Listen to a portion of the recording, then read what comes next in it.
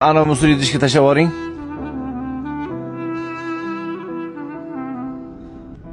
Qachon men ham shunaqa chiroyli mashinalar binar ekanman. Aka menga bir nima demoqchi bo'ldingiz-a?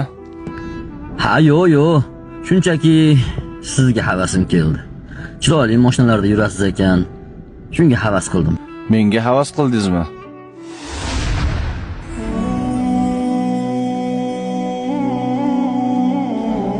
Meni havas qildingizmi?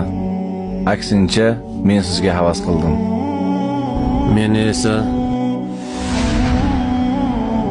sizlarga havasim keldi. Alloh tomonidan berilgan eng katta ne'mat bu sog'liqdir.